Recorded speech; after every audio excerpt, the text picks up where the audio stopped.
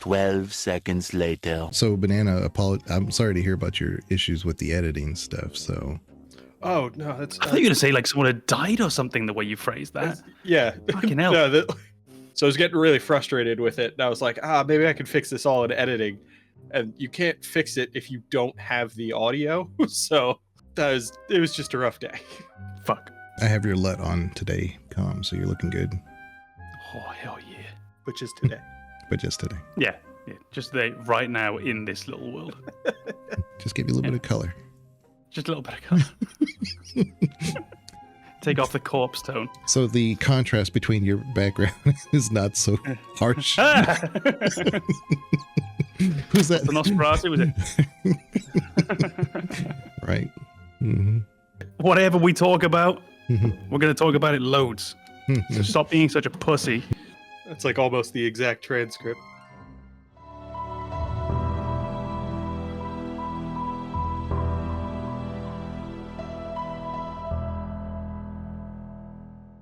Before we begin, the Gamers Advocate would like to remind you that any episode could contain game spoilers, so watch or listen with discretion. And now your hosts, AMKomnenos, Banana, and Legion.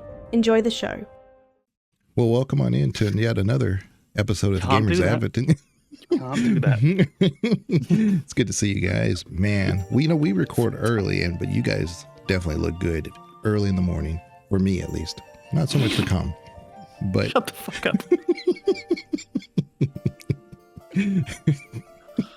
I think that on Legion's screen, he doesn't have all three images up. It's just his face on the full screen.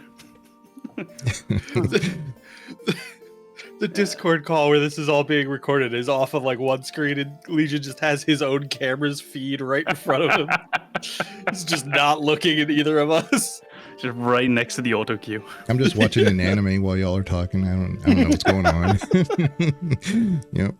We're just gonna hear Legion like, God damn it, like he's playing Cyberpunk in the background or something. Not paying attention at all. Recording a totally separate episode at the same time. Yeah. Hitbox is bullshit. He starts talking about Baldur's Gate. We're like, oh, he's recording his own lore video again, isn't he? The lore of Jaheira. Yeah, but enough about the episode. Let's talk about Jaheira. Yeah. Which, by the way, I do on my own channel have a new video for the lore of Jaheira if you want to go watch it. Has he actually started an episode? I can't tell if this is real. Oh, I think he has. For fuck's sake. But today, I want to give a full disclaimer because I think there might be a few spoilers in this. Unintentionally, of course, but I think we're going to have a spoiler or two because we're going to be going over epic moments in gaming. Oh, yeah. It's just like a little firecracker that like falls across the screen and pops Yay! unsatisfyingly. Just a large amount of dynamite and just a little poof. Yeah. Anyway, so we're going to go over some epic moments in gaming. And, off the top of my head, I can think of several. And of course, when we talk about things like this, feel free to always make comments, share your opinions. Like, man, you got that wrong. I didn't feel that way about that game at all. Or you missed this one. They were obvious. You just missed out. But Banana, do you have one that you can think of off the top of your head, an epic moment in gaming? You can take it. You can take it. I was about to say, like, I really can't, except for one that's painfully obvious. Aerith's death in Final Fantasy VII was, I think, a defining moment for the gaming industry as a whole. I think, like, even for people who aren't really familiar with the series, they knew about it. It's kind of the Leroy Jenkins thing. Everybody knew that happened despite not playing World of Warcraft. It became kind of a meme before memes. And for a lot of us, it was like a defining moment of our childhood as we played video games when we were younger. And this, this kind of dark reality is exposed to younger gamers. It's like, yeah, you're not going to be able to save everybody. That fucking sucks. I wanted to save everybody. That was the whole reason I was playing this game. Well, And I think that's kind of why it stuck. you can see the relationship we have with video games in particular, as opposed to with films or with TV as well. Because if you think just a few years later, a major piece of media for children in particular was Lord of the Rings came out. And when Boromir died, we knew we couldn't do anything about it. It's sad, it's tragic, it's awful, but it's a part of the story and we move on. But the fact that this was a video game and we were 10, 12 years old, wherever we all were at the time, there was still that thought, wasn't there, that there must be a way to save it. There's no way they would do this. This can't be real. The There must be an idea that alternative. you could revive Aerith was a huge, like, before internet hoaxes. It was the internet hoax. Everybody seemed to think it was possible. We just hadn't figured out how. And then years went by and it was like, I don't know. Starting to think maybe it's not possible. It's because you don't believe But you could even argue that within that there's a catalyst there for where even this remake and rebirth future for Final Fantasy comes from. There's always been that itch that's left unscratched in the back of the mind of the what if, the maybe next time, maybe this time feeling. And now having that new approach to the series just reopens that wound a little bit and just really lets you have that feeling again of maybe this time. And I know you're it's right going to that be a little bit different. Maybe this major plot point that was critical to the first story just won't happen. Maybe this game's got a different theme. Yeah. And I think you can add on to it, oddly enough, when you were saying about it being the original sort of internet's alternative, the idea that somewhere out there was a way that you could do this. It's the one that I remember from being a kid. I mean, there's two I remember, which ones people talked about. One's flippant, one's serious. One was, can you get Aerith back? And is there some kind of way? And there was always some magic way you could do it. And the other, which is more stupid, was in the WWE SmackDown game, is there a way to stack two tables on top of each other? That was the serious one. That's the well, that's the one that mattered. yeah. Because the problem with Final Fantasy VII and it mattering emotionally is it's a fucking cartoon, and cartoons can't make you feel. Just letting people take this moment to type up their comments. Let's see here. For me, I think it wasn't really so much I guess my first epic moment when I was playing a long time ago. This was Metroid. When it was revealed that Samus is a female, it blew me away because I was just I got really good at Metroid, and I just said to myself, how fast can I play it? And my best friend would come over, and he had some sisters who liked watching me play, and just on a whim, I was like, let's see how fast I can do this. And at the end, Samus's helmet comes off, or depending on how fast you do, the whole suit comes off, except for a bikini. And it was a female. Like, couldn't believe that. Because we didn't, it was before the internet or anything. Even Nintendo Power hadn't said anything about any of that stuff. It was just something I did and I found out. So I thought it wasn't epic in the fact that it was like it was more of an epic reveal, I guess, is what it was. And it was really cool because I was with, my friends' sisters who found that like inspiring in a way for them. And they're like, oh, it's a female. Hey, look, and we're like, yeah. I mean, it did change how I felt about the character, of course. I between that, Lara Croft and stuff, that's why I still really like the female protagonist, because that's kind of almost like one of the first major protagonists I ran into in gaming was Samus. So I thought that was a great reveal, or an epic moment, I guess, in gaming. But you can see that to this day, because it's another one that people still talk about as being a not defining moment in the history of gaming, but just a moment that really stands out for people. Mm-hmm. And I think it benefited from what you said, that a lot of people would have found this by accident almost, because it was just them proving to themselves that they're really good at the game. It was a time, which you've talked about before, when you probably wouldn't have 30, 50, 100 games in your library waiting to be played. Oh, I finished that one now, let's move on to the next. You probably, the greater form of everyone, you probably had one game, or you had 3 games, but you'd already played the hell out of the other 2. So now you've got to play the hell out of this one, and you make these challenges for yourself. And it just so happens that the designers of Metroid were aware of people doing this, and they took the chance to give you that little reward. And for you doing that in that moment and having your friend there and having your friend's hot sisters there, I added that part. Having this moment, I think that's special. Banana, I was going to say, and then blowjobs fell out of the sky, so it could have been worse. It could have been worse is not a comforting phrase. I need you to understand that. oh, there's more. There's more, but we'll get to it later. But yeah, no, I think you did kind of you highlighted the kind of the nature of the epic gaming moment. It's maybe not a moment that had a huge impact on each individual, but it became kind of a defining moment for all gamers that kind of became a shared experience. And the reveal of Samus being a woman was probably one of those things, and it definitely put me on the train of thought of like these big reveal kind of moments. The other one that kind of popped into my head is in the Assassin's Creed series.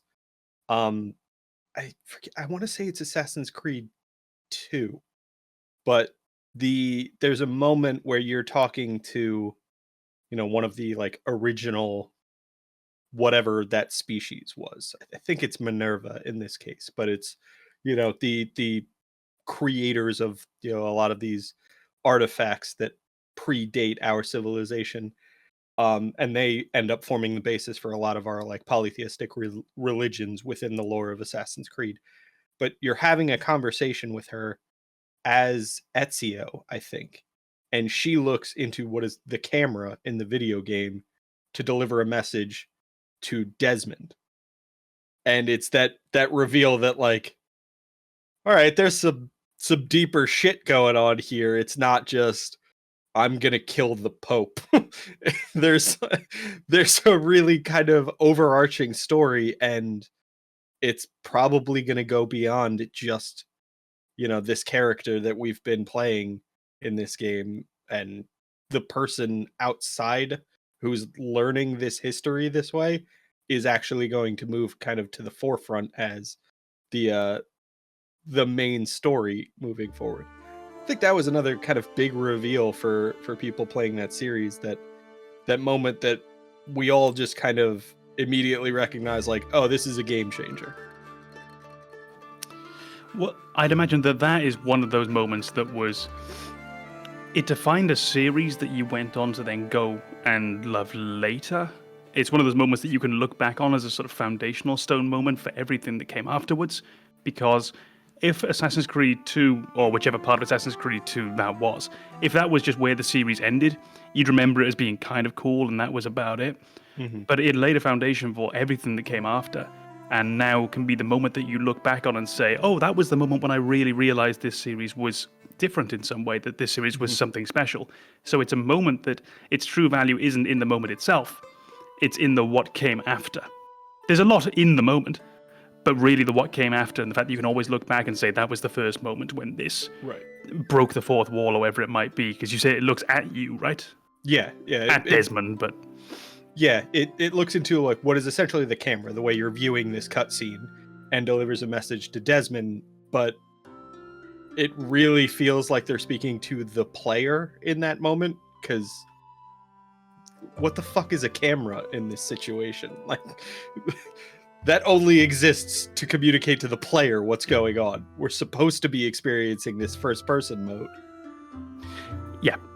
No, I think that would be one of those big moments, but for me, a moment more defined by what comes afterwards. It doesn't in any way change the value of the moment. Absolutely not. It still is a big moment.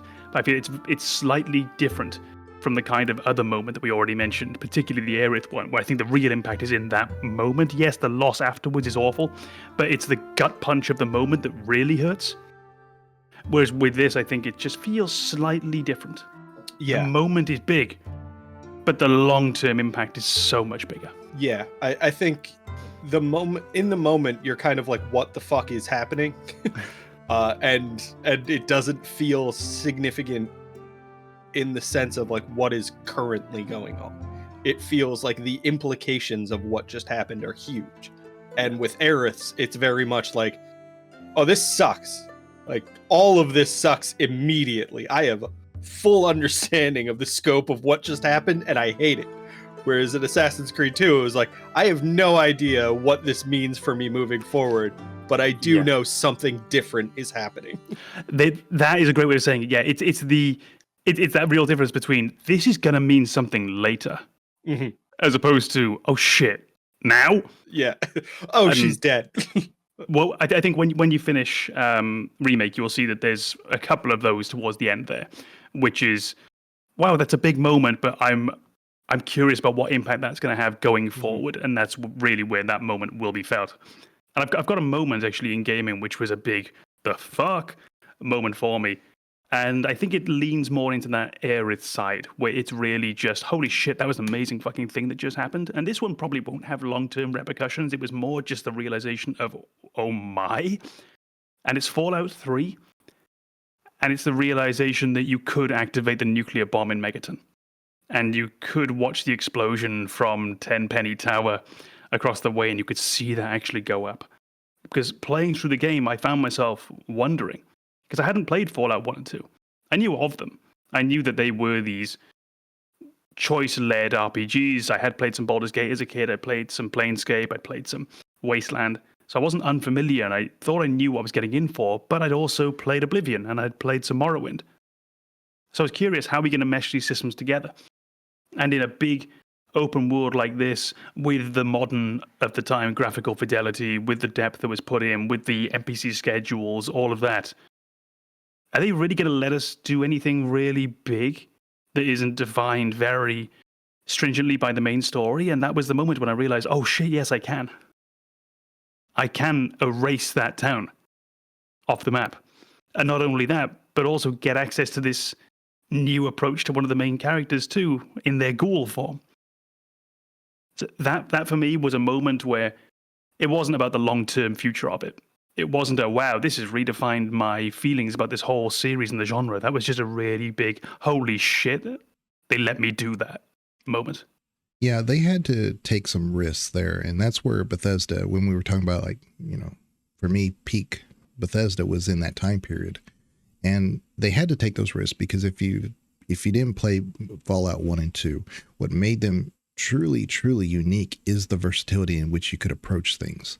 And in fact, you know, the end boss, you could negotiate terms instead of just defeat them. So that was entirely unique. It's like you had to like fight, this, and then you could actually, you know, do a persuasion check basically and finish the game that way. It was like of all, you would never think of like any modern game like Baldur's Gate 3 or something. Like, how about this, Elder Brain? Let's talk this out. You decide to just destroy yourself. And, you know, it just wouldn't be like that now. But that's, like I said, the original Fallout had a lot of...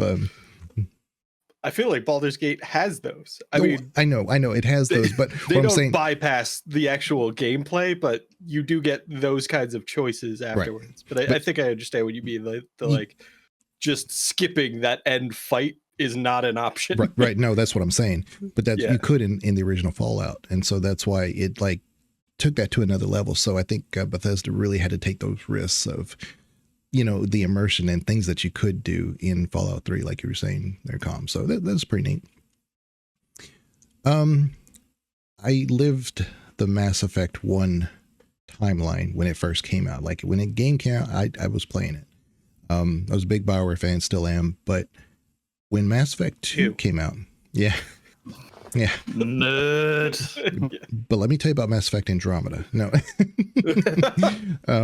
Mass Effect 2, when it came out, and I was, you know, looking forward to it. It was excited. You know, it was a totally different look. I was like, okay, I'm on board. Let's see what happens. What are they going to do with Rex? What's going on? And they hid this detail really, really well. But the epic reveal of now it's nothing but Garrus being Archangel. Never saw it. Never saw it coming. And I am pretty good at looking at, you know, things that when I'm playing the game, you know, I'm saying this is, they've already told me. I don't need to figure it out. They've already told me, you know, I never had that suspicion at the time. So got some information from Jacob, you got some information from the Elusive Man of what happened to your teammates and things like that. But there was no specific reference of him being Archangel. Now it's like, oh, how could you not know? Because it's all community knowledge. But it wasn't anywhere hinted that it was him. And so when he shows up, he's like, hey, like, Garrus, there you are. Oh my God. It was pretty neat. Sorry about your face in a few minutes. Weirdly, I thought of a secondary moment in Mass Effect, which lent into the Fallout moment that you just discussed, is if you go back to the end of Mass Effect 1, when you didn't necessarily have to do the Saren fight, because you do have the option to take that persuasion. Now, they kind of had their cake and ate it a little bit, because I think if you get him to top himself, and you still have to do the second half of the fight, so they couldn't quite lean fully into it. But it did feel nice to still have that possibility to play the game in this classic way, where it felt a lot like, it felt a lot like Baldur's Gate or Planescape. I think that they did find a way to like find that balance there, because I really feel like a lot of people would have been like, no boss fight, really? Yeah. And so having that kind of like, oh, you've built up your Paragon or Renegade score high enough to the point where you can like intimidate Saren, or break through and get to him and actually convince him to try something else. And they essentially made the final boss fight a little bit easier. They removed a phase of it. I think that was the perfect balance to say that, like, yeah, no, you're the path that led you here mattered, because you had to develop these scores to get to the point where you could actually reach Saren. But if you want to just use the default options and go into the fight, you can do that too. I think it was that perfect balance of rewarding a player, but also not being like, yeah, no boss fight, nobody cares, right? You guys don't want that. I mean, it was kind of perfect for storytelling too, because it wasn't just that you were a high Paragon level. It's that you also made him question himself the first time y'all met in that conflict, because then he had to put in more implants and become more indoctrinated. And so at that point, he's fully immersed into whatever the Reapers are telling him. However, there is that little bit. And so the storytelling in Mass Effect is basically, as you know, for Saren is not the big bad. He's not. Mm-hmm. But he is the villain that you can kind of see yourself in his shoes. You can empathize with the position that he's coming from. I mean, the entire collectors before that, the Protheans, they tried as a group to do it, and they couldn't do it. So Saren's saying, hey, look, we have to work with them. Otherwise, there won't be any of us left. And I'm trying to save what little we can. So he's got a point. It's wrong, but he's got a point. And so this whole, like you said, to get to that end game gives you that option, because if you're paying attention to the story, he's still got that little bit of humanity in him. I'm still trying to wrap my head around like what actually defines an epic gaming moment, because I think we have a lot of those that became kind of, a core shared memory among the gaming community. Things, pretty much anything that became a meme about gaming. Your princess is in another castle. That is a defining moment for video game. Anybody who plays video game is probably familiar with that. The cake is a lie. Anybody who plays video games is probably familiar with that phrase. But there are definitely those moments where like they became kind of a fixed point for the gaming industry as an example of kind of the extremes you could hit with the genre of medium. And I think the Psycho Mantis fight is probably one of those, to say that like everything we knew about video gaming could be abandoned because that fight is not anything familiar.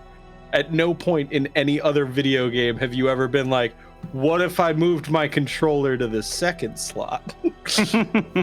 I think that is not just for like the gaming audience, but game developers as well. That was a defining moment that was like, hey, we can do some really weird stuff and have fun with this that you can't do that in a movie. There's no equivalent to that. The like you're watching it wrong, do it differently in a movie. That's not a thing.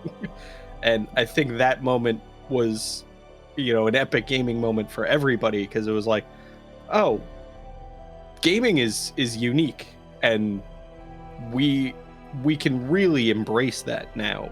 We have this unique example of a way to break from the norm, the established traditions of gaming.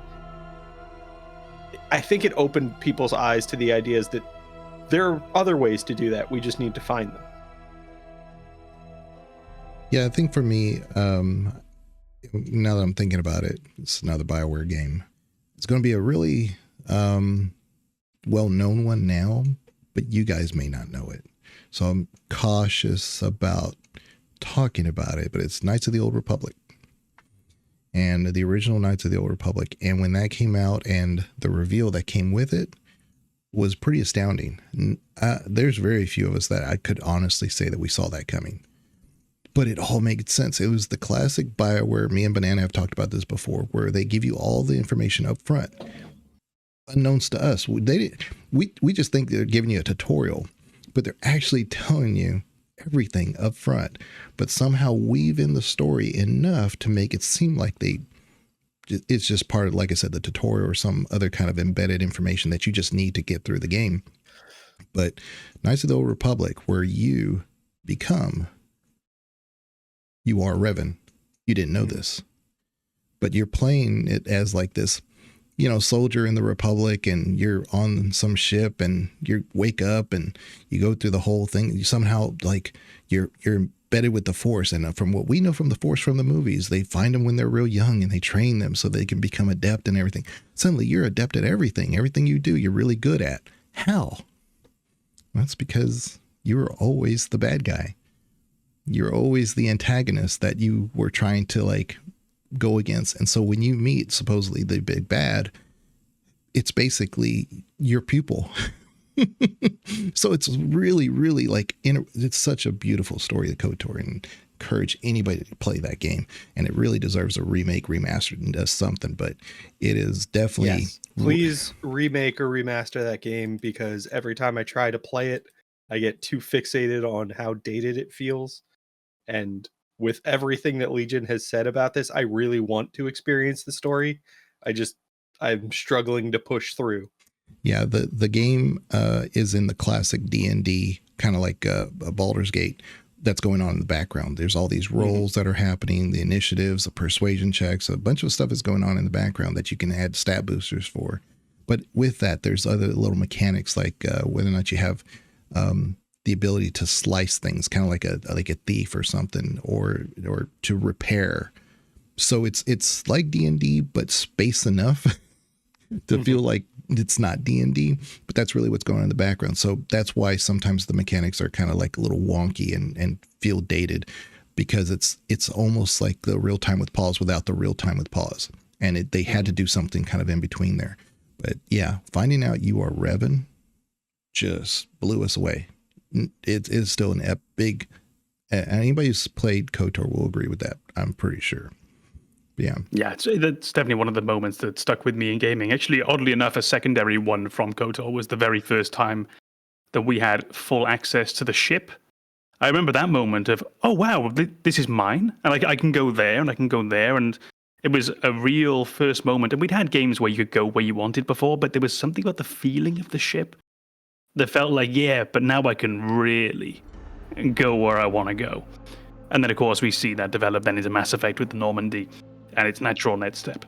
But now KotOR is one of those games which I think is fully understood, isn't it? Just how big a game that was, how big its impact was. And it's just a shame that, yeah, it feels so incredibly dated when you play it. Also, you get a lot of modern systems just have problems running it. I remember myself, it would just crash after crash after crash, after freeze, after crash, after getting bugged and glitched. I'm not a generally huge fan of remaking games and not doing anything new with them, but I do worry that KotOR might actually end up getting lost if it isn't. Yeah. Genuinely lost. I know it's still highly popular because I have videos. I was telling Banana this the other day. I still have videos that I made for like kind of like how to do this puzzle and KotOR, whatever, I still get lots of hits on them. And I made them 2-3 years ago. And, so I know people are interested in that stuff. I can offer you another moment, and it's a very different one, because I think it's a fairly unique moment in gaming in that it's a moment that leaves you feeling incredibly uncomfortable. And it's not designed to leave you feeling good by the end of it. Now, you get this a lot in horror, of course. Horror's whole thing is we're going to leave you to such a point that you really can't look away from this. Now, you are so uncomfortable that you need this to be resolved. You're so uncomfortable, so unsure of yourself that there has to be an ending. This moment made me just want to turn the game off as like a 13-year-old kid and never want to look at it again. And it's Metal Gear Solid 2. The codec calls late in the game with the AI. That messed with me as a kid more than I could possibly imagine. And there's the initial unsettling moments when you realize that the AI seems to be communicating with you in some way. These people that you've been playing the game with and who've been guiding you along, they're not talking to Raiden, your character, anymore. They're talking to you. Technically still Raiden, but they're telling you to turn the game off. They're telling you that you've been playing for far too long, and that maybe you should take a moment away from this. And that initial moment of, what the fuck? And then getting a little bit further and realizing, and this one is more with the benefit of hindsight, because I think, again, being a child, it didn't really hit as hard as it did.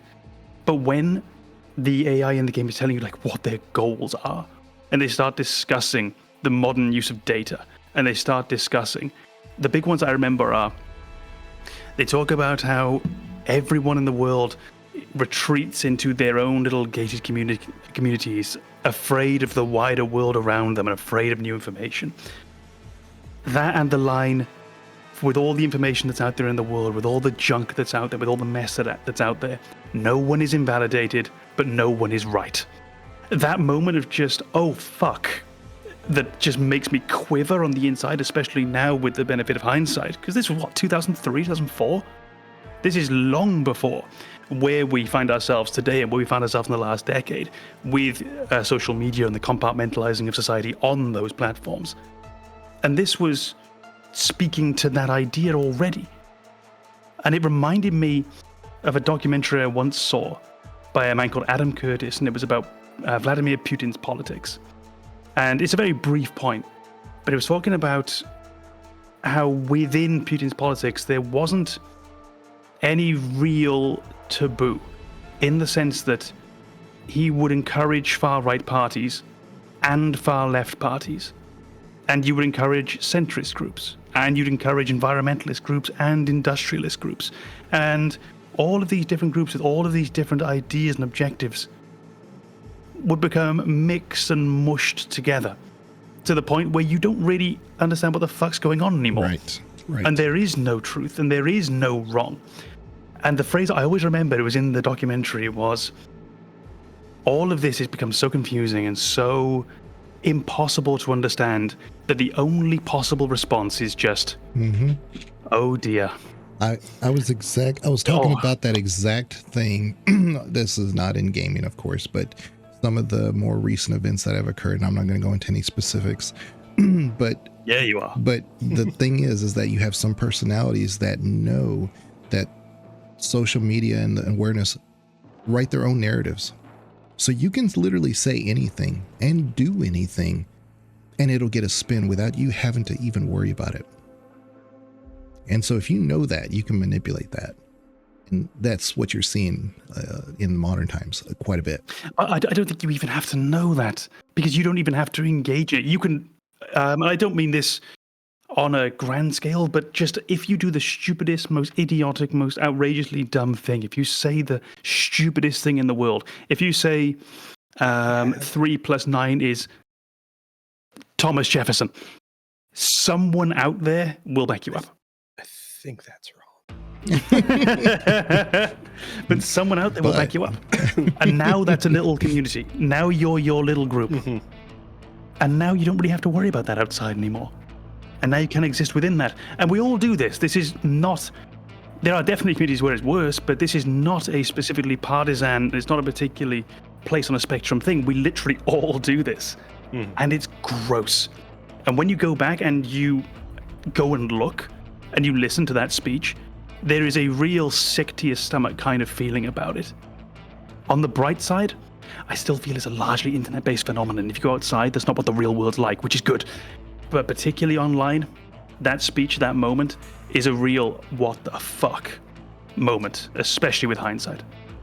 I think that's where I am kind of fixating with all of these, the moments that are popping into my head. The reaction in pretty much every one of them is, what the fuck? And I don't know if that's, that's my criteria for an epic gaming moment at this point, but it does seem to be that like that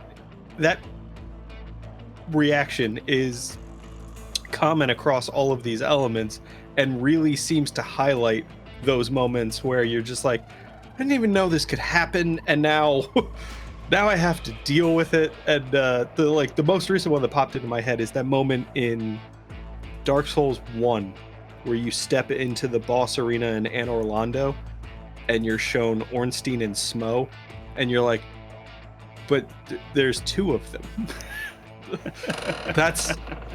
Nope, that's not fair. There's two of them. And then you get your ass handed to you in that fight 30 times, and you finally bring down one of them, and the other one powers up, and you're like, no, but there was two of them. This isn't, no. And I think it's just that, like, hold on a second. I didn't know this was a thing, and now it's my problem? That's... I didn't sign up for this. But that's also where it becomes, I think, a moment as well, because you don't get any chance to deal with this in your mind. There's no, I'm going to deal with that in an hour's time. It's no, now. Yeah. You get in there now and you do this. And then it just the fact stacks. That there's no way to see this coming through that fog wall. You're just like, oh, it's a boss fight. I've done quite a few boss fights at this point. I should be able to handle this. And you're like, oh, all right, big guy with a hammer. I can dude with a spear. That's on the same screen. Yeah. No, there's no. Which one of you am I fighting? This must be a glitch. Yeah. I think you can add to it as well, because just a short while before that as well, you've had the first major change in visual tone for the game as well, when you first get to Anne Orlando, because until then you've had this fairly grim and grimy undead burg area. Yeah. And that's about it. Lots of skeletons and not so much else. And then all of a sudden, it's this golden, shining city. It's the Minas Tirith of that world. And you get that change in visual tone. These massive enemies. Enemies now who look a bit more human-like because they got like their robes and shit on. And now double bosses. And it's really setting the tone for this game's going to take you whatever the fuck it wants. Yeah. Good luck. And it's a shame it never gets better. Yeah, and that's it's really good that we focus on this topic. I'm glad you brought it up, Com, because that's the difference in gaming and, like, say, real life. Because these big reveals, sometimes we don't like them in real life. Is this a pregnancy scare? Exactly. We it's one of those things. It's like, yeah, great, wonderful. It's met with not much optimism when they exist in real life. But in gaming, it's like, oh, that's neat. Okay, that's interesting. I don't like it, but I like it. Yeah, I think that's the other thing with gaming is the initial reaction is typically like, oh, I don't like this.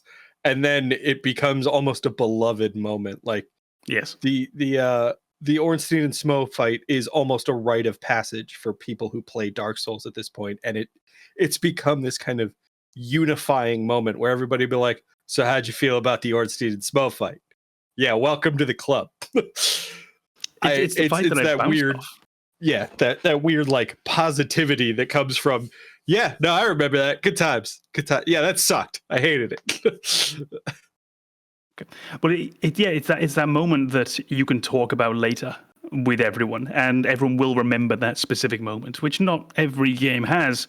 And sometimes a game has so many of those moments that you almost merge them together. I think Elden Ring suffered from this. There wasn't really a single boss except for Melania, but even then it was a different feeling because not everyone got there. There wasn't a single boss that you had to do, which I think was the one that you went and talked with your friends then and said, like, did you see There was more like, oh, I really liked Radigan. Yeah, me too. Did you see Margit? Yeah, I did. Margit was great. But did you see Godric? And we all had our own different moments, and which is a great thing because it meant the game had millions of amazing moments. Yeah. But we didn't have that one big unifier where with Dark Souls 1, I think we all went, what the fuck was Ornstein and Smaug? Yeah. Yeah, I think it's this weird thing that video games can do where like you bond over trauma, but it's not quite trauma. Well, it's all in a safe place, isn't it? Yeah, that's exactly it. It's you get the experience of trauma bonding without the damning effects of like, well, this is gonna haunt me forever. And that Ornstein and Smough fight is exactly that. It's that moment where you're like, wow, this I fucking hate this. I want to die. This is brutal. And then you come out on the other side, you're like, I want to talk to all the people who went through this shit.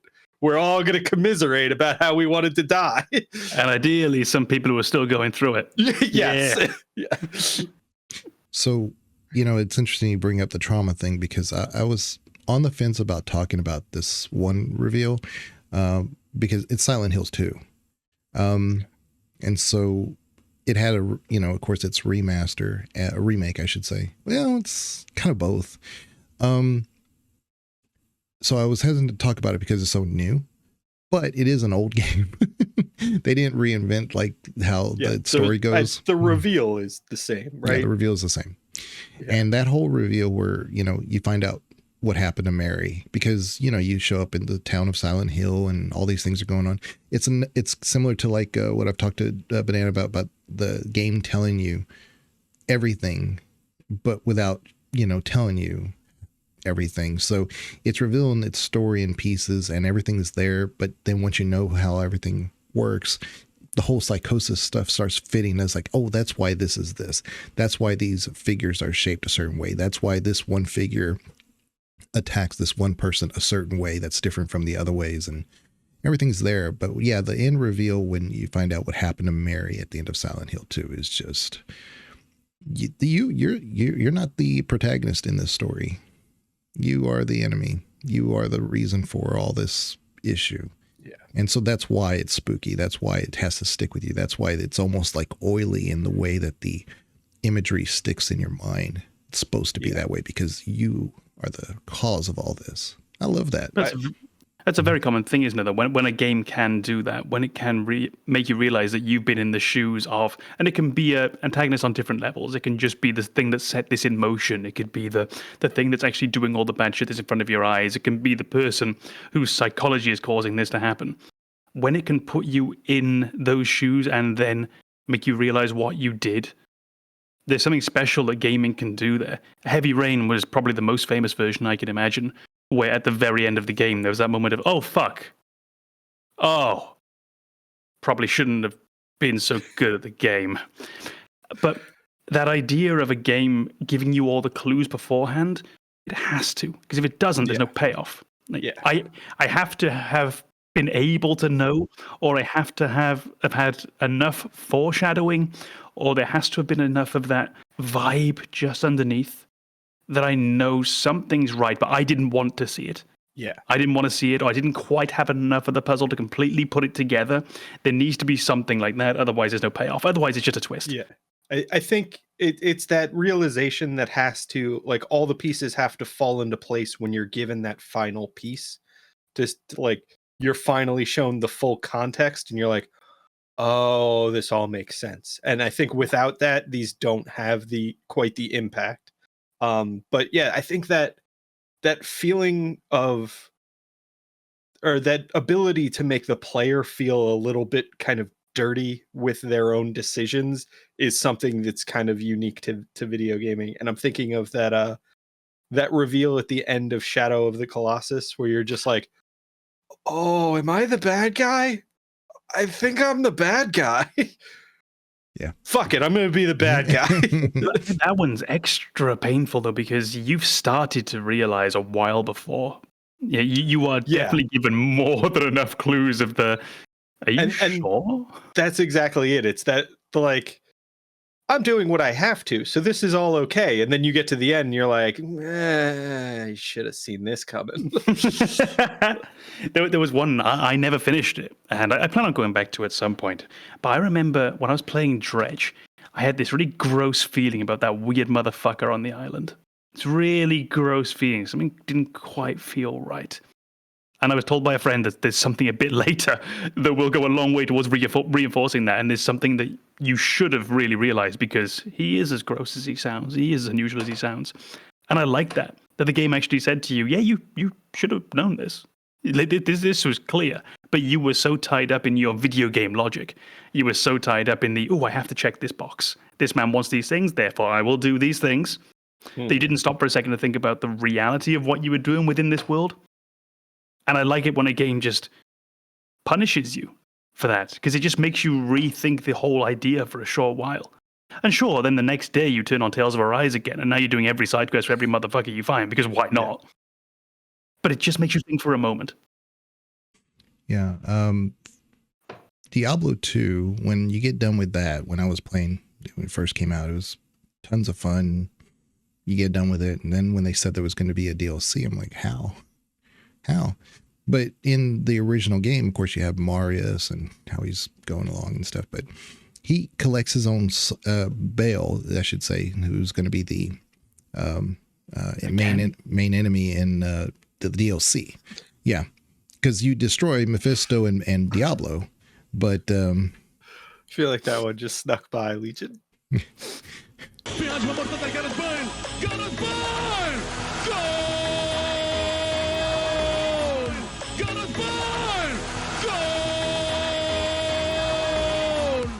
He did it again, but but you destroy. We got there. Yeah, so he gets his own soul stone, and that was you tell the whole story. Marius tells his story of him wandering with the Dark Wanderer and everything, and that's Diablo. So I kind of almost like, who is this guy he's talking to, because he's dressed almost the same way and everything else, and at the very end you realize it's Baal. And Baal becomes the DLC person. So I loved that reveal at the very end. So they knew they were going to make this DLC, but it was almost like the story, like it's like it is Act 4, but they knew what they were doing. And so I loved how they told the story without just saying, oh yeah, let's just add on a story. It was all part of it. It was really a great reveal there at the end. That was Baal the whole time.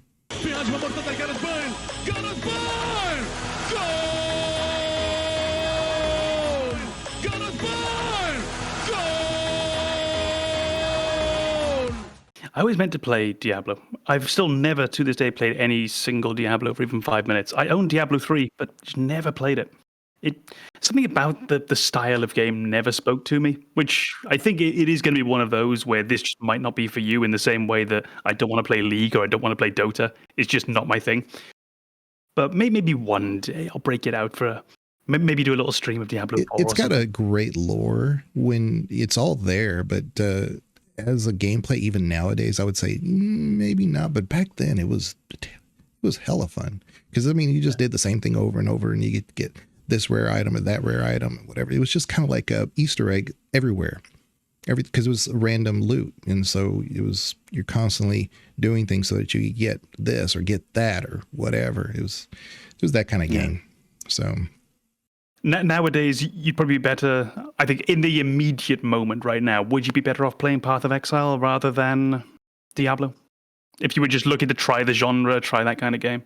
Yeah, because it's basically it combines some of the best elements of all of them and more. So it doesn't just do what was successful, it does a little bit more on top of it. Now, there are other things that it doesn't do as well, but I would say as a whole, I mean, there's no story that but I'm there for the story. That's why Diablo 4, when it came out with, it's like a lot of people, I get it. They didn't like the grind. And so they changed it from a grind to be more like Diablo 3 and now whatever. But I was there for the story. The story in Diablo 4 to me is excellent. I have a completely different game for a what the fuck moment. Is this a what the fuck moment or oh my gosh moment? I feel like it almost turned into a what the fuck moment. Yeah. Okay, this is my big WTF moment. That sounds lame. Let's not call it that. What the fuck moment is better. It's a classic, and I think pretty much everyone would know it, but BioShock. You play the game, you are self-made, man. You're motivated. You're going through this world trying to find the answers to all of your questions. You're trying to get access to the owner of the city that you found yourself in. And all of a sudden you realize that maybe you weren't. Maybe this wasn't entirely your choice. Maybe you're being controlled by someone else. Maybe the bad guy isn't quite who you think they are.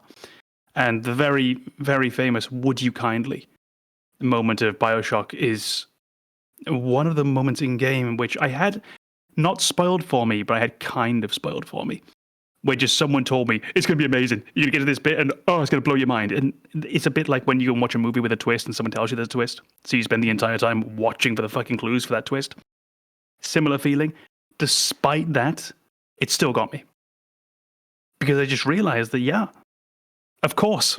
And I should have known because the accent all the way through, a buddy of mine was saying, that's a goofy accent. Doesn't quite sound right.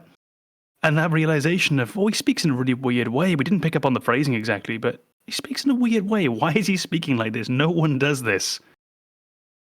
And then being hit by the bombshell of what actually had happened.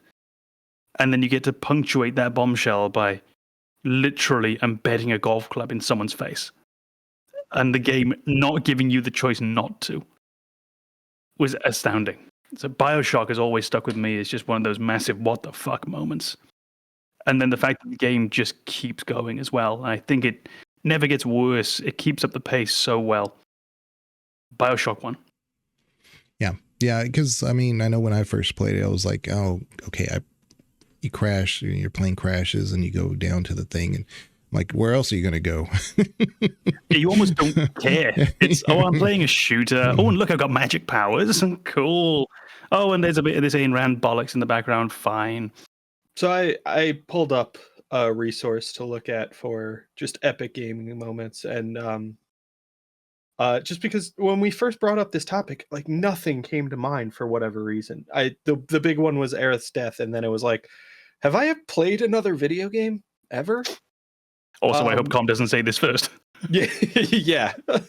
But there are a lot of the ones we've talked about on here, and I've still not played BioShock. I know I need to. I have it. I think it was made free on 15 different platforms, so I have a version of it. I just haven't gone back and played it yet. But just the phrase "would you kindly" popped up on this results list, and I was just like, all right, I'm not going to look into this too much, but I know that this is one of those what the fuck moments. And I think even now, knowing that, like, I have an idea of what happens in that moment, it's still probably going to have an impact because of the way game immersion works, and just the idea that, like, you let yourself get sucked into the story. And I think for me, like, one of those things that is still upsetting going back to games I've already played is going back and playing StarCraft and the story and failing Kerrigan and knowing what happens to her still hits. It's still upsetting every time. It's still like, God damn it. What if something different happened? And it's that, like, that constant, I wish I could do better and avoid this. So I would say that's another one for me. The failing Kerrigan in the Terran campaign, and then playing as Kerrigan in the Zerg campaign and being like, oh, this doesn't feel great. To me, that was one of the best cinematics I had ever seen, is Kerrigan being left on being surrounded by Zerg. She was Zerged. Yeah. That was one of the best cinematics I'd ever seen up to that point. Because she's fighting and she's doing well and blah, blah, blah. And then she's asking for backup, and backup's not going to come. Mm-hmm. But you have the ability to, but you can't do anything about it. Very frustrating. Mm-hmm.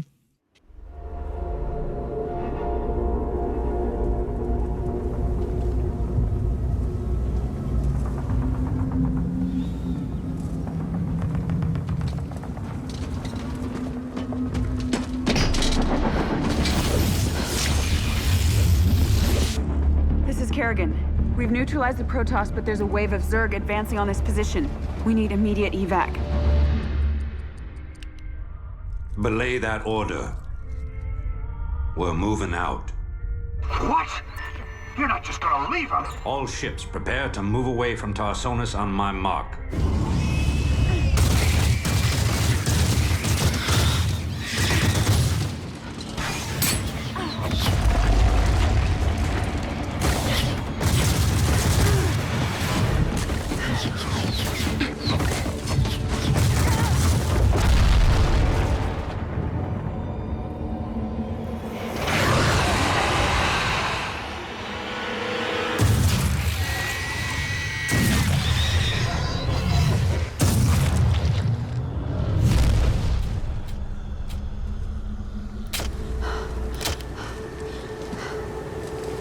Boys, how about that evac? Damn you, Arcturus. Don't do this. It's done. Helmsman, signal the fleet and take us out of orbit. Now! Commander. Jim? What the hell's going on up there?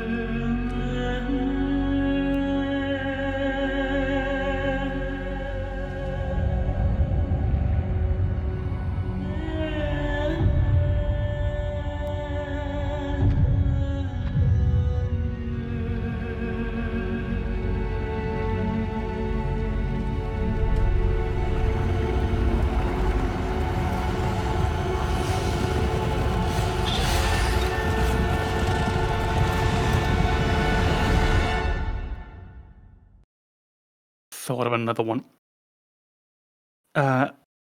Halo. I remember playing Halo for the very first time, and I think I was playing it two-player with a friend, because that's always what I associate Halo with. It always feels like two-player, in the same way that Gears of War always feels like two-player couch co-op. And I can remember playing Halo and really enjoying the game and enjoying fighting these aliens and seeing how different they were, and the little cute ones, and then the sort of mid-sized soldier ones, and those massive motherfuckers. I was having a great time, really enjoying it, and the world felt expansive and interesting, and there were vehicles. What? And then you end up in, I think it's the library. And you're going through and just nothing's really happening for a long time. And then you find the other enemy. And that moment when you are first encountered with the flood, holy Poor fuck. Jenkins. It's always Jenkins. That moment just blew me away. And it's not a moment that's stuck with me per se. It's not one that I think back now and again, think, oh, wow. But it is a moment just I remember in it, living it, and just that feeling of, oh shit, this is actually really, really bad. And Halo didn't make me feel that when you were playing it, because you were Master Chief. You had vehicles. You could always just get in, drive over things, your friends on the back, pop in the minigun, no problem. And now all of a sudden I actually don't know what to do. And I just really want to get out of here. Yeah. And I hate everything about this. The game made you feel that. That moment in Halo is one of those few times in video games where like the immersion hits you and you're like, oh, I don't like this at all. I feel vulnerable. Despite the fact that I am not in any danger at all. I'm playing a video game. But I really don't like this feeling of being surrounded by an enemy I know nothing about. I've just learned that they're incredibly dangerous. Yeah. The another BioWare game, Dragon Age, the first one. See, a lot Never heard of it. Yeah, the Dragon Age Origins. So a lot of people's like well, their fond memories is like, oh, it lets you do this, lets you do that. But what I think really got a lot of people, especially if you played as a human character to begin with. So you start off as a noble and you're part of the Kuslans and, you know, and so then you're betrayed by another member of the nobility. And so your family is wiped out. And so between all the Darkspawn fighting and everything, so it's all lost. Like, what exactly happened? You know what happened, but how are you supposed to convince everybody? You can't do anything. It's very frustrating. So the moment you go to the camp with the king and you tell him, and he's like, oh man, we're going to get to the bottom of this. And so you feel like you're going to get some justice out of all of that. And then he is betrayed by another member of the nobility, which is Logain. And then Logain's in cahoots with the same nobility family that, made sure that you were wiped out. Your family was wiped out. So it's all this like pent up frustration. So by the time you get to the Landsmeet, you're like, every one of you motherfuckers are going to die. Legion said motherfucker. Yes. I think that that moment of Kalen's betrayal, of watching him fall on the battlefield, is a devastating moment in Origins. It's just one of those ones that sticks with you because it's built up to feel like, well, the origin story, no matter which one you picked, was a disappointment. That it had a shitty ending, which is you are either exiled or, rescued and never allowed to return to your home. And you meet Kalen, and it's like, all right, things are finally looking up. I'm going to, prove myself as a Grey Warden. I'm going to make new friends with the king. Oh, he's dead. Fuck. Like, this didn't go the way I hoped it would at all. And he's literally like a king in golden armor. Yeah. Long blonde hair. In my memory, he's got like this amazing jawline. He might know, I don't know. But it's just, how can anything go wrong right now? Yeah. I'm going to get a little while. He's going to send me on a quest. Then things are going to go bad, of course. It's a video game. And then Logain happens. And Duncan happens. And just one by one, this impact of, oh God. And it felt like it was one of the first times in a game that I'd really seen a good battle. It felt like I was watching Lord of the Rings or something, watching all the Darkspawn running in. I felt like I'd never really seen that before. When I'd seen battles, it always looked like there were like 5 enemies fighting each other. And this looked like a real raging battlefield. And the first time we see a real battlefield in a video game like this, the king gets his spine broken. And then Duncan gets killed. And then we see Logain just walking away. Mm-hmm. That just sticks with you. You just feel that. And I think that's the right way to think about it, is waiting for that Landsmeet. And the entire time, you're just building up. You, as an individual playing the game, just building up this. No, fuck that guy. Apparently, he can survive right till at the end of the game. Bullshit, he can. Not in my world. He's a recruitable ally. Is he? Fuck. The way I like how BioWare turned that, though, because you can redeem him and turn him into a Grey Warden, but you can also leave him in Dragon Age 3 when you go into the Fade, and there's a nightmare there. So you can say, do you want to leave? Because your options before was Hawk or this random Grey Warden that you'd never heard of. I was like, no, I'm going to bring Hawk with me. I'm if you don't mind. Yeah, I'm sorry, dude. I'm sure you're a great dude, but I'm going to leave you He's here. very funny. Yeah. Very funny guy. Yeah. But no, then you can actually leave Logain there. So that's the only way to go back and say, you know what? The only reason you would do it. Yeah. Yeah. I'm going to go back to Origins. You redeem him and build him up just so you can sacrifice him later. Nah, that's not a pro move. Pro move, you kill him in Dragon Age Origins, and then you lie to the Dragon Age Keep. And say, I totally saved him. Yeah, put him in 3. Yeah. Put him in 3. Let me kill him again. Exactly. Yeah. It's I feel like we've hit so many of these just devastating moments. I need to kind of counterbalance it. And this one might not hit for everybody, but I think for the people who have experienced this moment, it is this kind of wonderful memory for all of us. And it is that first time in a Pokemon game where you pick your starter. That moment where it's just you're about to have a fun fucking adventure.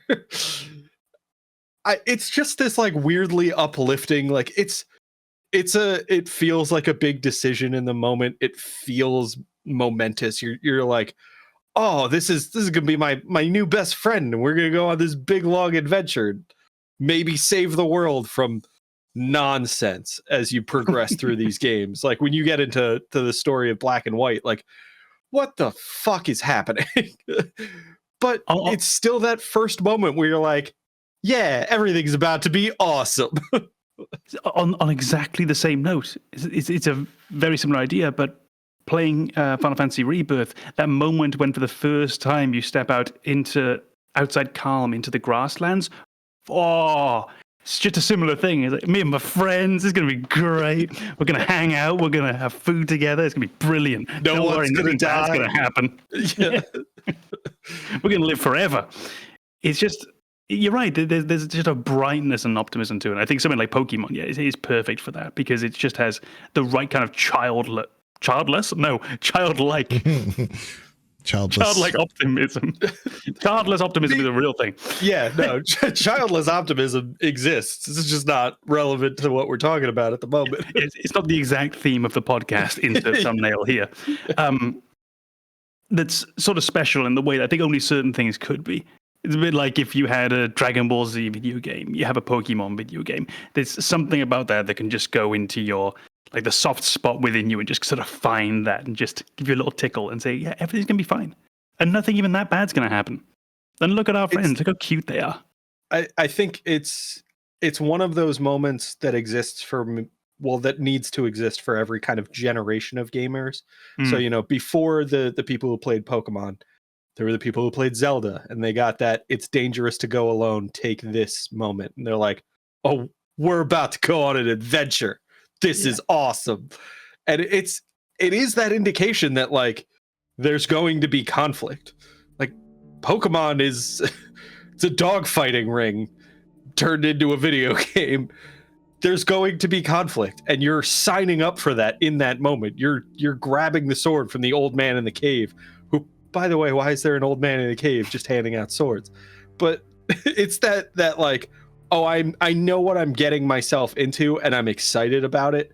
And I mean, I'm an old gamer at this point, so I don't know what, the more recent generation's experience is with that moment. For me, it was Zelda and Pokemon to say yes, I am fully on board. I'm signing up for whatever happens. I'm excited about this. And I hope that moment exists for, other gamers who got into gaming after those games were popular and they have their own kind of defining moments along those lines. I can actually give you the one. There are actually two for me from Final Fantasy VII that gave me that, because that was the first game that I played as a kid where I was like, oh yeah, it's adventure time, let's go. And there were two. It was the moment when you've just beaten the Thunder Baller, or whatever it's called, on the highway after the bike ride. Oh yeah. And then you stand at the edge of the constructed highway just looking out over the world, and they're saying, we're gonna go find Sephiroth, wherever he might be. Oh, let's go. And then that transition to the world map is that moment where it's like, oh, things just opened up. This is exciting. But then the big one for me was you go to Calm, and the music, which is still like one of my favorite songs in the whole thing. It's not a battle theme, it's a different kind of good. But you're in now like Bamberg, you're in like a medieval German town, and all you've seen for the last 5 hours is grey and brown, and it's really kind of depressing and bleak and cyberpunk. And now I'm in the past. That was another big one for me, because I think for most of us playing through Final Fantasy VII, you play through the Midgar section, and it feels like, if this were the entire game, I wouldn't be upset. I wouldn't be terribly disappointed if the entire time I am working against Shinra, and they are the big bad, and maybe Sephiroth steps in and works on their behalf.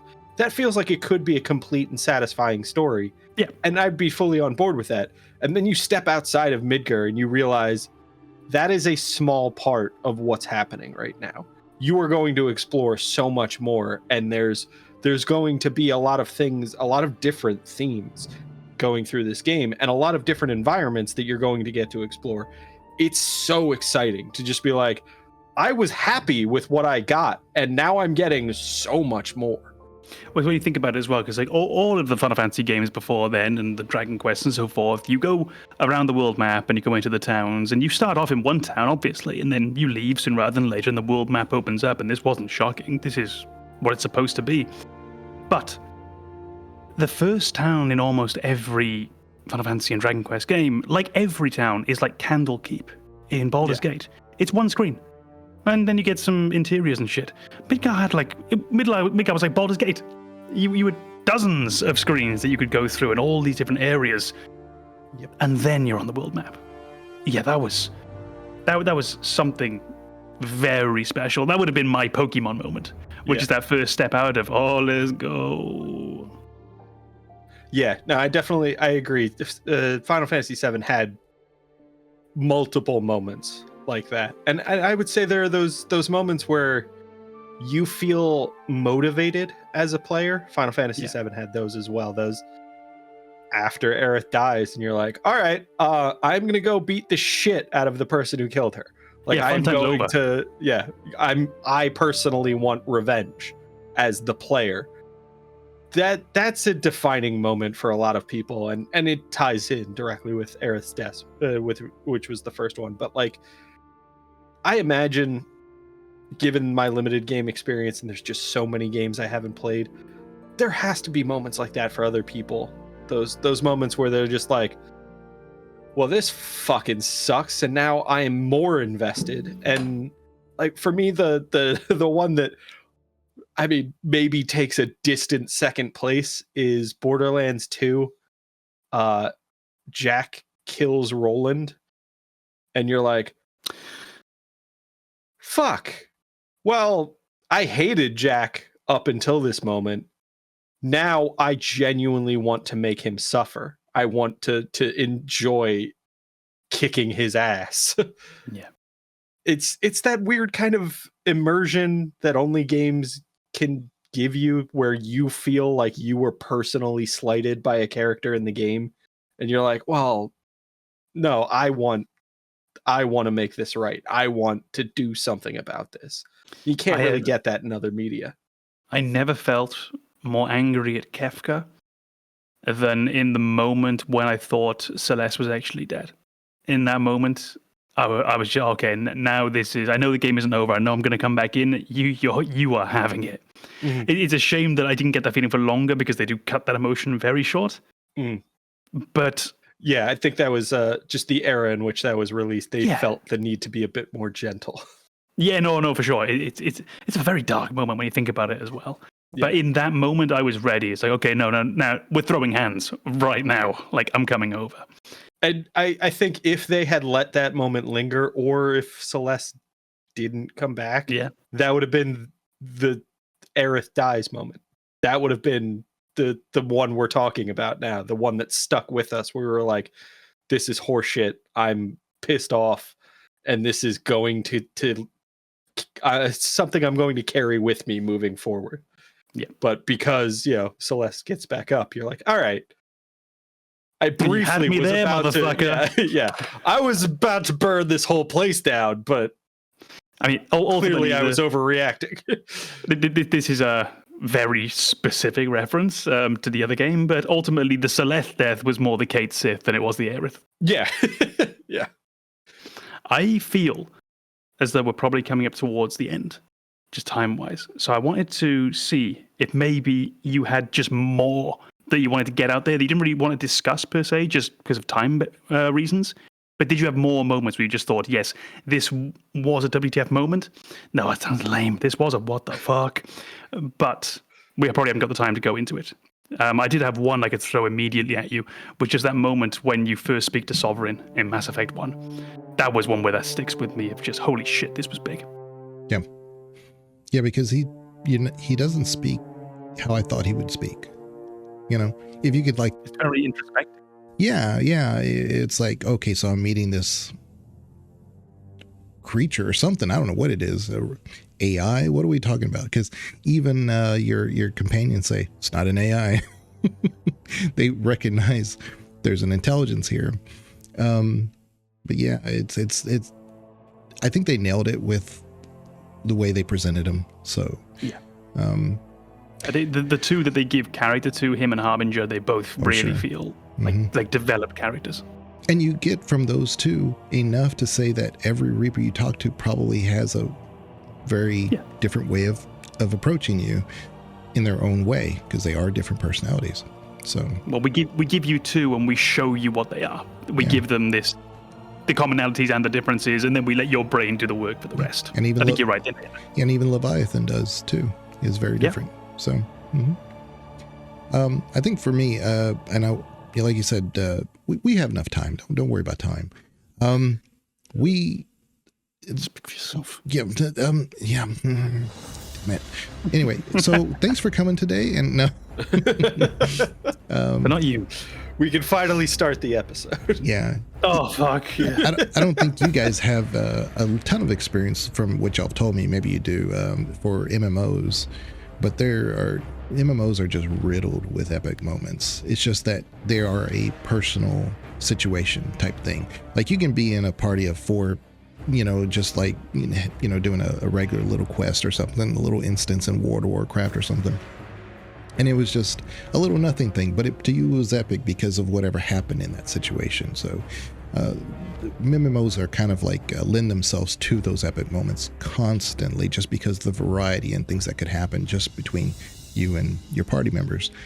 But I can say for me, when I was playing World of Warcraft all the time when it first came out, the first raid area, which was the Molten Core, the end boss was Ragnaros, and he was so difficult to get to because there just wasn't the gear that you needed to get to that point. You had to grind the area over and over and over again, so that everybody, because these were 40-man raids, 40 people. It's like herding cats. And everybody had to have enough gear to just be able to do damage that they needed just to get through the area. And that took a long time to get 40 people geared up to do that. So I know when I finally got to that end boss, we did as much as we could. We were very competent, but we were still struggling. And we finally got really, I think it was 5% left, and there were these ads that were going to be coming up because they were on timers and stuff. And it was just down to it was 2% or something. It was just me and a ranger, and I was a priest, so I was just healing everybody.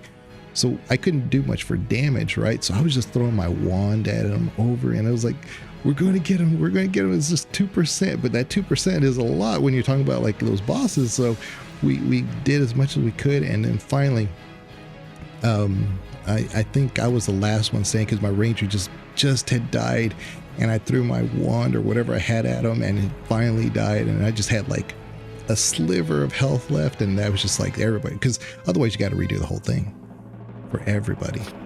But what you've had there is one of those organic moments that the game let you have. The game didn't give you that moment, it let you have that moment, and that's where you get the moments in games like XCOM, where it's not a story that everyone's going to be able to tell. It's not that we all went through this defining, shattering story moment together, but all of us have our own individual stories about that one time that X happened and the one time we had this really clutch moment. And I think MMOs are great for that. The one MMO moment I think, though, that people can have and they can share together, and I wasn't playing at the time or ever, so that was a weird sentence, is when Final Fantasy XIV destroyed their own world back in, I think, 2011, 2012, when they decided that this isn't working, this needs to be redone. And we see that now in 2025, the game is still going. So seems like they made the right call. But they have a cutscene where we all can sit together and watch the world end around us and then be reborn new in essentially what is Final Fantasy XIV 2. And then it's one of those odd moments in an MMO where everyone had that same story experience, and actually, oddly enough, at the same time as well, if they were doing it live. Yeah, I think MMOs and PvP games kind of create the opportunity for epic moments based on, the random experience that you don't really get in a single player game. I think single player games feel a little bit more controlled, and you might have those clutch moments where a character used a low success technique and it landed and saved the day and everything, but it's not quite as big a deal because it's not shared. But when you get into MMOs and you get into those PvP games, particularly the ones that became esports, became elevated to this kind of shared platform where watching people play them became kind of its own thing. You have those moments where, you know, a single player clutches a victory in, you know, CSGO or Overwatch or something, and it's this big defining moment for that tournament or whatever was happening. I think those epic moments, you know, probably didn't make our list, but they are still very like wonderful experiences within gaming where people can kind of come together and just recognize like, well, that was really exciting. That was something that, you know, we don't get in other media. That's something we don't get to feel like we were a part of, unless gaming, you know, reaches this point. And I think MMOs and PvP games give you that opportunity in a way that single player games don't. And I think I remember certain events in raids in Destiny 2 back when I didn't hate that game. They were really, really fun for those moments where it was just like, oh, everything has gone wrong. How are we going to try and rectify this situation? And those are some of the funniest moments in games. It was just like, I am panicking. I am overwhelmed right now. There are 6 of us, 5 of us are dead, and I need to clutch in this moment to get us through the next checkpoint where everybody comes back and we get to move forward. Those moments are spectacular. It's just that those moments are epic in small pockets for the people who got to experience them. Yeah. And then they take on these almost mythic levels, like in your mind afterwards as well. Like I can remember playing XCOM 1 and at some point my sniper really having to make a shot, or on the final mission we were going to fail and I was probably on Iron Man, so I probably couldn't even reload, you know. And then you look back and you think like, oh my God, he hit it. What were the odds? Yeah. Like 1 in 3. But yeah, they're on the screen. It showed you before you took the shot. But what were they? Yeah. And it takes on just that different quality. And all of a sudden now in my brain, it was 1 in 4, then 1 in 6, then 1 in 10. Then it was basically impossible. Yeah. And somehow it's a 1% chance. Yeah. It says 1 out of 3, but he's yet to make a shot in this entire game. So. Yeah. Anybody watching my Final Fantasy Tactics playthrough knows that those percentages don't mean shit. Yeah, I have several of them from other MMOs, but we don't have the time to go over every single one of them. So, now time's a concern. Yeah. Now that Legion made his point. Well, I just figured like time to end. Since a lot of people have played WoW, that I thought that was kind of, you know, a lot of people could probably click with that. But yeah, MMOs are definitely one of those. You know what a lot of people have played? Fortnite. But I actually don't have any stories about it. So about Fortnite, yeah. Don't a lot of people have played Apex Legends? They have. You got any opinions on that one, Legion? Weirdly, I have played it, and we have the same amount of kills. I'm perma-banned from Apex. Yeah, so. Legion was banned having never played the game. Yeah. And it's funny because it's like, oh, have you ever, like, it comes up naturally sometimes in chats when I'm watching like streams, like, no, I'm banned from Apex, and they're like, oh, you must have done something bad, you did something. I'm like, I've never even launched the game. Yeah. He was trying to give his heart to the audience, and they banned him. Terrible. I had the same experience with Elden Ring. The first time I logged into Elden Ring, I was banned from their servers, and I was like, I haven't even played the game yet. And then I installed the seamless co-op mod, and it was like, oh, I don't care anyway. I wasn't going to use your servers anyway. Go make my own Elden Ring. One last one. I've got one last one that I did want to mention because I think it's actually just one of those moments. It is a modern game as well, because I do feel a lot of these, the ones I had in mind, Final Fantasy 7, Fallout 3, Metal Gear Solid 2, this is all sort of going back somewhat, even Mass Effect now. Yeah. This one, it's still kind of going back, but Bloodborne, the moment after you've defeated Rom, and all of a sudden the world curtain essentially falls, and you see what was there the whole time, and you get this different perspective on everything that's in front of you, and all of those hints at a Lovecraftian horror that had been placed down are now suddenly revealed to you in just one moment. That for me was a big moment of, okay, what the fuck is actually happening now? And I'll never forget that. And that's really what made Bloodborne special for me, because in the same way that finding Ornstein and Smaug and just the game feeling so different now, Bloodborne did the same thing. Not through a fight, but just with its world. Yeah. And more recently, this is my last one. I won't say what it is, but Wukong has an ending. There's different endings, but every one of them is impactful. Every one of them for a different reason. So, but yeah. Just say what it is. Come on. Yeah, good. I think that one's still fresh that we want to avoid spoilers. It's more of a WTFH moment. What the fuck happened moment. Yeah, no, it's pretty epic because you realize all this was, I mean, you know, you went through the whole labor of, you know, the game and fighting all these bosses and doing everything. But if you go straight through and just fight the main ones, you get a certain ending. If you do the ones where like, oh, let's actually follow the story path, and you realize there's probably like these hidden areas or areas that I must have missed. And you go back and they open those up, then you get a different type of ending because you're actually fulfilling the stories. So, yeah. Play Wukong. So I don't have, you know, just one more I wanted to say, but like there's so many now that I'm thinking about it, now that we've been going about this topic, that are like coming into my head. And I think, you know, there are some that like just need to be mentioned. All of Chrono Trigger, I think, is an epic moment. Like that entire game is just filled with them.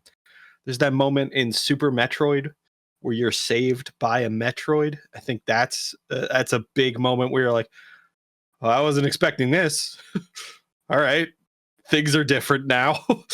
And then the big one that for me that I remember was Super Mario World. That first time you encounter Yoshi, where you're just like, I have a dinosaur friend now. This is the coolest game ever. Because that came out of nowhere. There was no setup for that. There was no like story that led you to that point. There was no hinting at that in Super Mario 3. It was just like, here's Super Mario World. It's a new Mario game. We added some cool shit. Have fun. And then the cool shit they added was, you know, a cape. All right. That's interesting. That's fun. There's a dinosaur. I get to ride a dinosaur. This is the best game ever. Well, if you liked this episode, give it a like. I did. Sub are free in YouTube. Comments are always appreciated. If you like Yoshi, make sure you sub and hit that alert icon. If you don't like Yoshi, you will not do that. So that's how that goes. I appreciate everybody. You are the only person on the planet who doesn't like Yoshi. Yeah, so therefore, everybody who listens to this should be subbed already. And yeah. Anyway, we will check you guys later. Thank you very much. Bye-bye.